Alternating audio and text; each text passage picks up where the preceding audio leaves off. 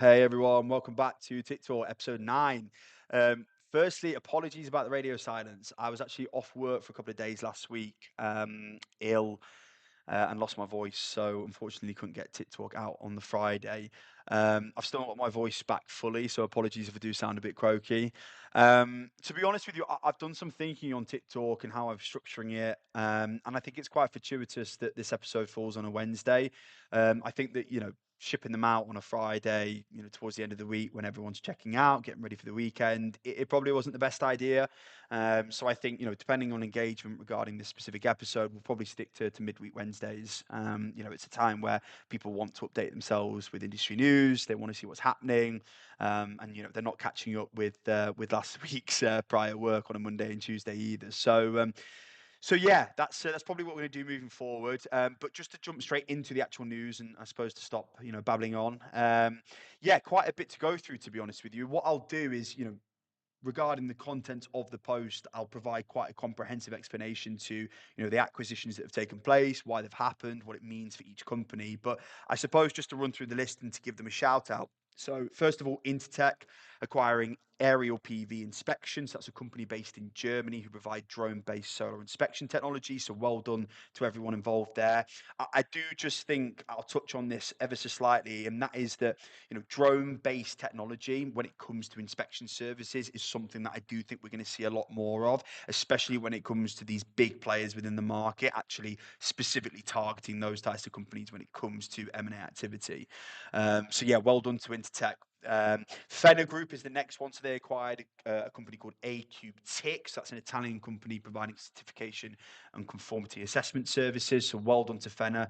They've been quite an aggressive acquirer of companies over the past, I'd say, 12 to 24 months. And it's fantastic to see. I think that when you look at Fenner as a company, it's a super exciting, super interesting company. It's one that should be on all of our radars over the next 12 to 24 months. And I don't think they're going to slow down. I think that they're very specific in their acquisitions. I think that they've got a really clear cut, solid plan of where they want to move. So yeah, congratulations to Fenner Group.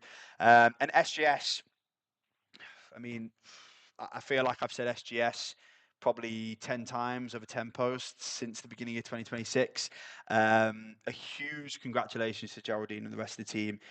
They are just going from strength to strength. It doesn't look like they're slowing down at all. They are simply speeding up. They had an absolutely amazing Q3 performance publishment.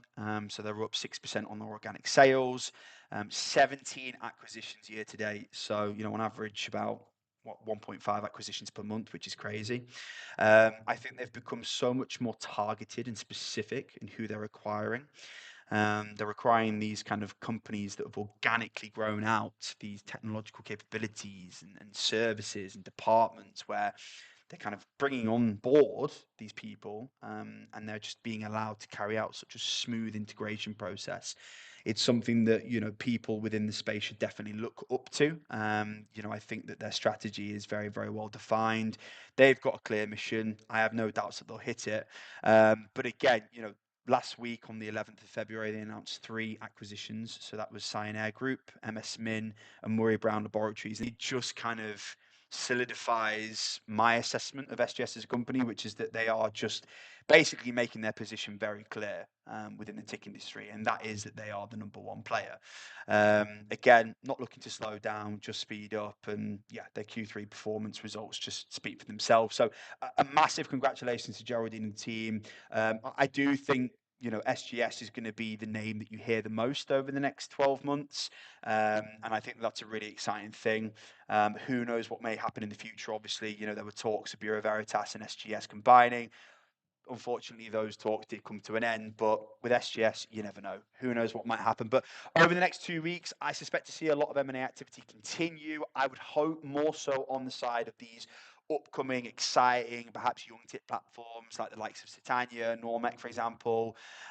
Even a bit more from Fenner Group. Again, they've been quite aggressive on their acquisition strategy, so that should continue. But yeah, I'll catch you in the next episode. If I've missed any news, if there's any news that you're aware of that I've not covered today, please do leave it in the comment section.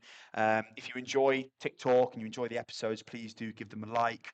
And yeah, if you're not connected with me already, feel free to reach out. Always happy to have a conversation about the market. If you're looking for your next job opportunity, if you're looking to strengthen your own team, please do feel free to reach out as well. And yeah, I'll catch you in the next one. It's good to be back, guys. Take care.